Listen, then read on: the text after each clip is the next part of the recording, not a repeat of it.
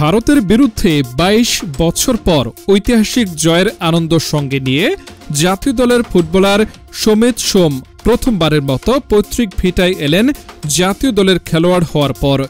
আজ বুধবার বেলা ১১টার দিকে তিনি মৌলভীবাজারের শ্রীমঙ্গলের দক্ষিণ উত্তরসুর গ্রামে পৌঁছালে পুরো এলাকায় উৎসবের আবহ ছড়িয়ে পড়ে।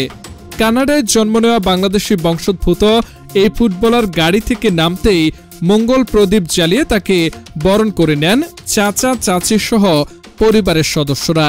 বাড়ির আঙ্গিনা সাজানো হয়েছে ব্যানার, পোস্টার আর রঙিন ফেস্টুনে। সবাই অপেক্ষায় ছিলেন সমিতকে এক নজর দেখার জন্য। গ্রাম জুড়ে উৎসুক মানুষের ঢল নামে তার আগমনের খবরে। পরিবারের সবার সঙ্গে দেখা করেই আবেগ আপ্লুত সমিত বলেন, আগে অনেকবার এসেছি, তবে জাতীয় দলে খেলার পর এটাই প্রথমবার। এবারের অনুভূতিটা একদমই আলাদা। স্বজনদের আনন্দ উচ্ছ্বাসে ঘর জুড়ে উৎসবের পরিবেশ তৈরি হয়। বাড়িতে পৌঁছে কিছুক্ষণ বিশ্রাম নেওয়ার পর সাংবাদিকদের সঙ্গে কথা বলেন ২৭ বছর বয়সী এই ফুটবলার। তিনি বলেন, বাড়িতে এসে সত্যি খুব ভালো লাগছে। পরিবারের সবাইকে দেখে মন ভরে গেছে। ভারতের সঙ্গে জয়ের কথা ভাবলে এখনো খুব আনন্দ লাগে। একটু ক্লান্ত লাগলেও পরিবারের মানুষের ভালোবাসায় সব ক্লান্তি দূর হয়ে গেছে। সমিত জানান, বাড়ির আলু ভাজা, পেঁপে ভাজা আর ইলিশ ভাজা খাওয়ার জন্য তিনি মুখিয়ে আছেন।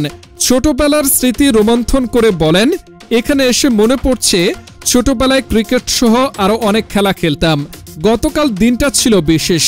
২২ বছর পর ভারতকে হারাতে পেরেছি। দলের সবাই আত্মবিশ্বাসী ছিল। সামনে আরো ম্যাচ আছে, সেখানে আরো ভালো করার চেষ্টা করব। নিজের পরিবারকে নিয়ে কথা বলতে গিয়ে তিনি শোনান ফুটবলের উত্তরাধিকার প্রসঙ্গও। শুনেছি আমার দাদু মানিক সোম খুব ভালো ফুটবলার ছিলেন। তাকে খেলতে দেখা হয়নি, কিন্তু মনে হয় আমার ফুটবল প্রতিভা পরিবারের দিক থেকে এসেছে। বাংলাদেশ দল নিয়ে সমিত বলেন, দলের প্রত্যেক খেলোয়াড়ের সঙ্গে আমার দারুণ সম্পর্ক। দল এখন অনেক শক্তিশালী।